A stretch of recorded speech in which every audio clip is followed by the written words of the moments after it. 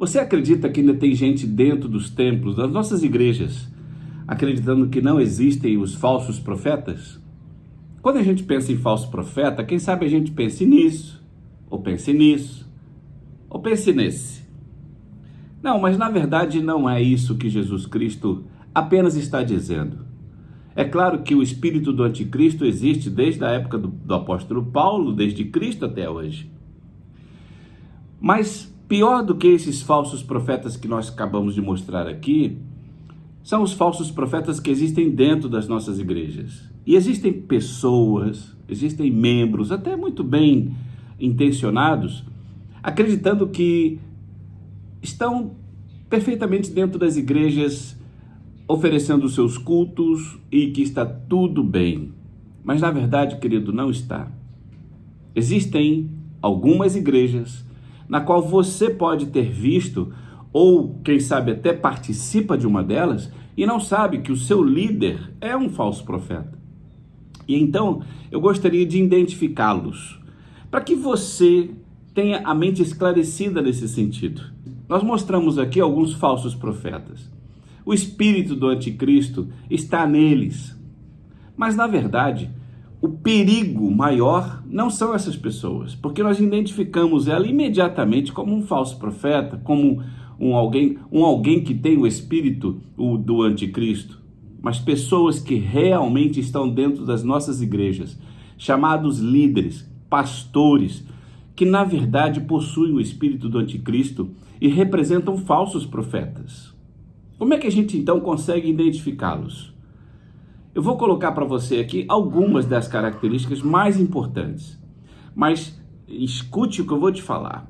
Talvez o seu líder não se enquadre em todas essas características, apenas em algumas.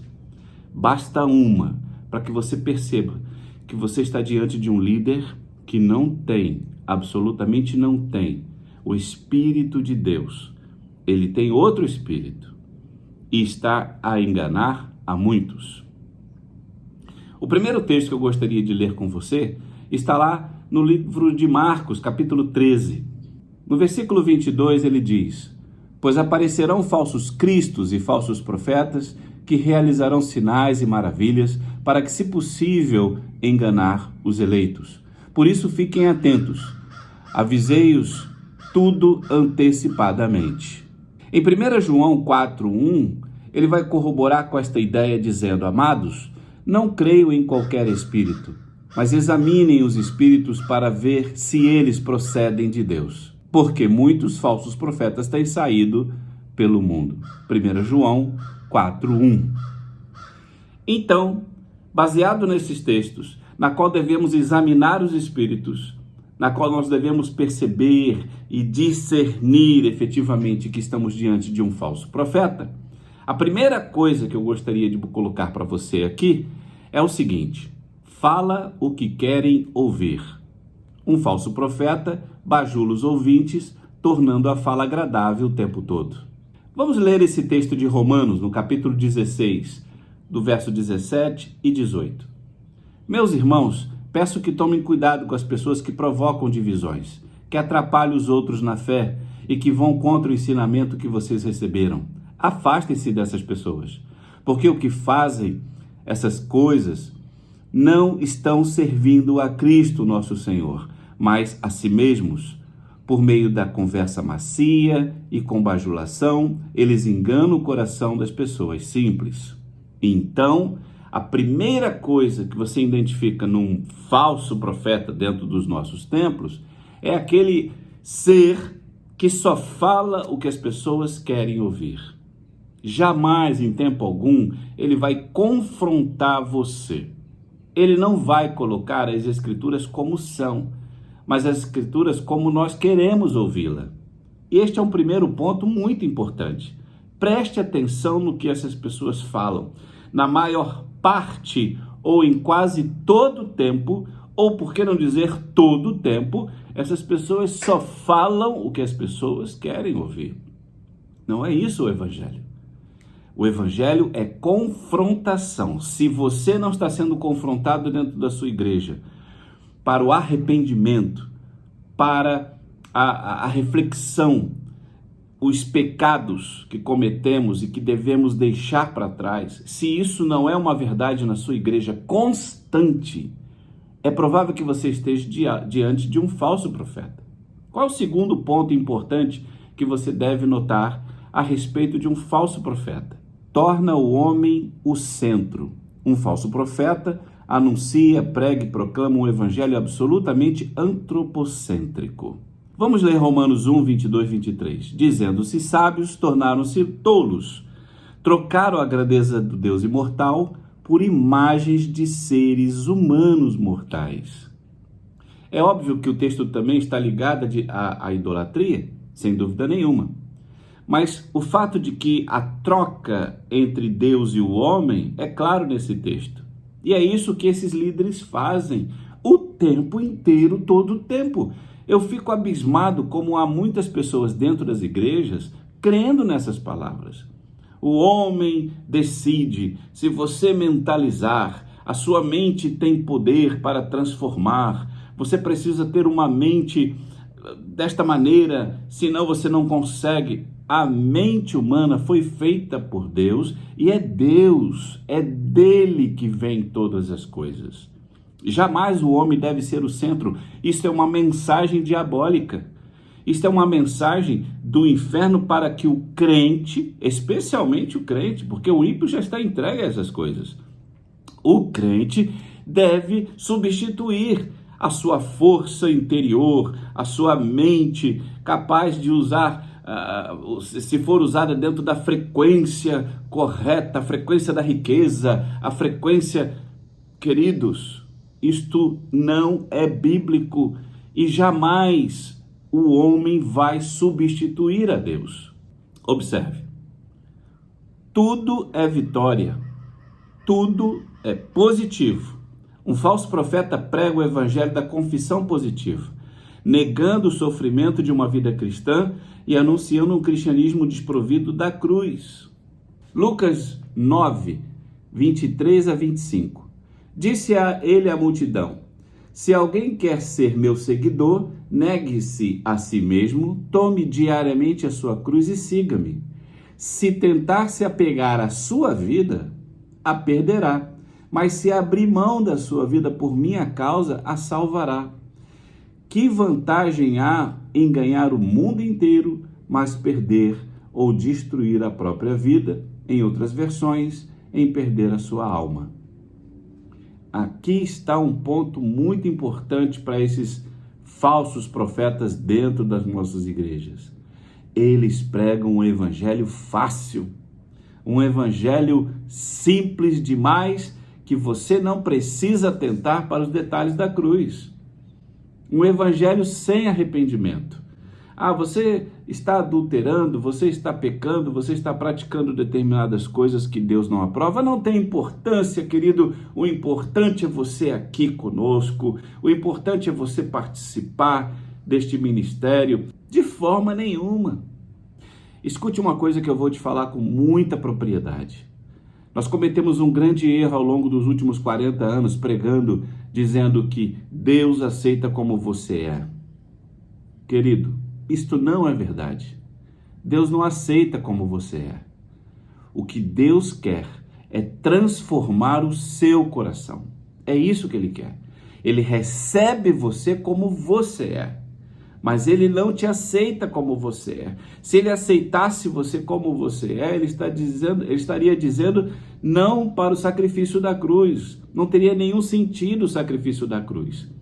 Então, o sacrifício da cruz, ele existiu para que você fosse transformado. Então, o evangelho, sim, é um evangelho de arrependimento, é um evangelho de sacrifício, é um evangelho de luta, é um evangelho de renúncia. Não um evangelho fácil como pregam. Em quarto lugar, ele está sempre relativizando as escrituras. Um falso profeta considera a sua palavra em pé de igualdade com as escrituras, negando as verdades dela. Olha o que está em 2 Timóteo 3,5. Tendo aparência de piedade, mas negando a eficácia dela. Destes, afasta-te.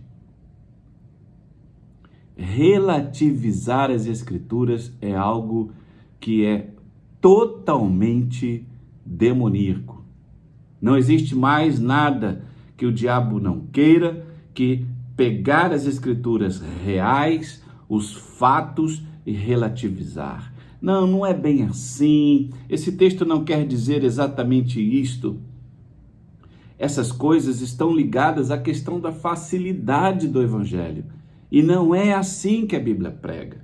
Não é assim que a Bíblia traz. A Bíblia traz um evangelho de sacrifício. Relativizar as escrituras significa torná-la inválida. Não acredite no que esses homens falam quando eles pegam um texto já muito bem traduzido, muito bem interpretado pelos teólogos, pelos pastores, já há muitos anos, e colocam esses textos de forma relativa nos dias de hoje. Se afaste dessas pessoas. Em quinto lugar e último, ele diz: ele sempre tem uma novidade que ninguém tem. Ah, isso é clássico de um falso profeta. Ele tem a verdade. Ele tem a interpretação correta. Ele tem a verdade que ninguém tem. Uma nova doutrina, um novo evangelho. E o pior de tudo é que eles são capazes de atrair essas pessoas a tal ponto de dizer: aqui está a verdade. Se você for para a igreja B ou C, você pode se dar mal, porque lá não é assim que funciona. Aqui não. Aqui as coisas funcionam conforme a palavra. Falsos profetas. Falsos profetas. E por incrível que pareça, desculpe a redundância, mas parece que isso é novo, isso é coisa de hoje, mas não é. Isso é coisa muito antiga. O apóstolo Paulo já estava vivenciando problemas como esse. Pessoas que estavam dentro da igreja que ele havia formado, trazido a palavra, colocado lá um líder fiel, e de repente as pessoas começaram a sair e ir para outras igrejas ou outro evangelho. Então leia aí comigo em Gálatas, capítulo 1, do 6 ao 9. Escute isso. Estou muito admirado com vocês, pois estão abandonando tão depressa aqueles que o chamou por meio da graça de Cristo e estão aceitando outro evangelho. Na verdade, não existe outro evangelho. Porém, eu falo assim porque há algumas pessoas que estão perturbando vocês, querendo mudar o evangelho.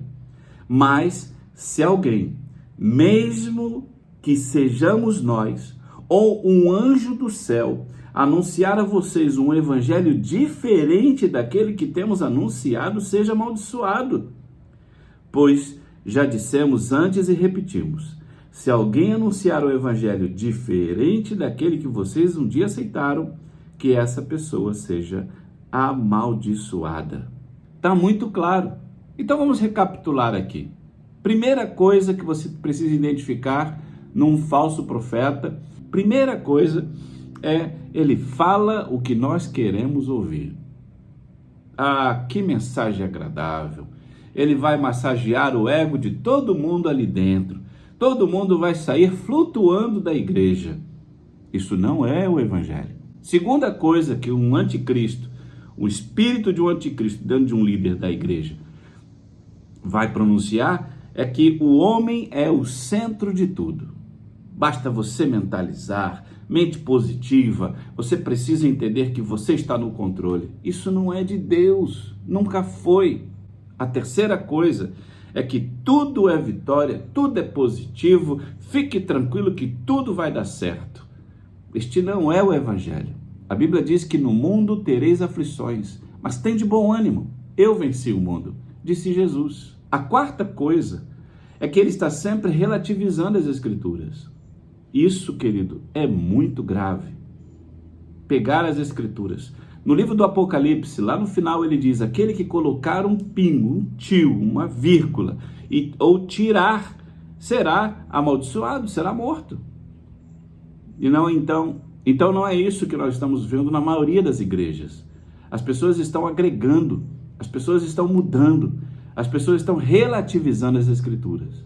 Em quinto, ele sempre tem uma novidade que ninguém tem. Ele é o caminho. Na verdade, o líder se acha o caminho. Ele se acha a verdade. E por que não dizer, ele se acha a vida.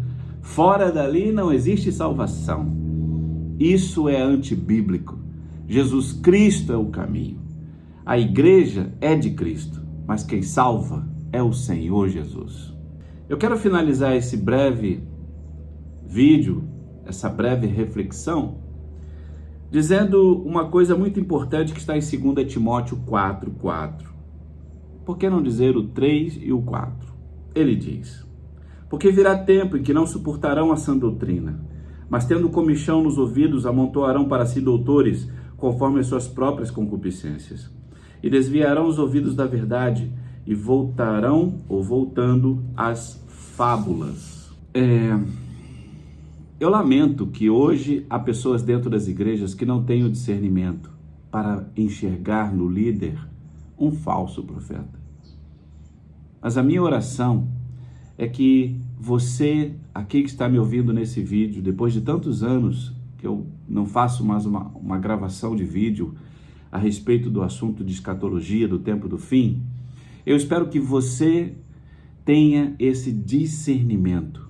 E não somente dentro das igrejas, mas no YouTube também, no TikTok também, no Instagram também, ou qualquer outra mídia que você goste de assistir, pastores que te façam rir. O evangelho não é engraçado, querido. O evangelho é morte e morte de cruz. Pastores que vão trazer uma mensagem que não é o evangelho de renúncia, de sacrifício. Eu entendo que você não é salvo pelas obras, de forma nenhuma. Você é salvo em Jesus. E por ter a salvação em Cristo, você vai renunciar a este mundo. Não é isso que a Bíblia fala? Que nós devemos ser amigos de Deus e não amigos do mundo? Mas o que eles pregam é uma amizade com este mundo perverso, este mundo que está perdido. Eu confesso que eu tenho, assim, uma repulsa muito grande a respeito de líderes e pastores coach, homens que sobem nos púlpitos para fazer stand-up. Stand-up, querido, eles mal leem a palavra, eles mal utilizam o texto bíblico. Eles usam seus conceitos, seu entendimento, seu raciocínio, sua inteligência, mas a palavra de Deus está muito, muito longe. Não aceite isso para sua família, não aceite isso para as pessoas que estão...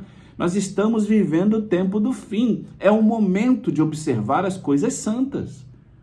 Então, quando você estiver diante de um pregador, preste muita atenção no que ele está falando, porque, na verdade, o que eles querem é te enganar.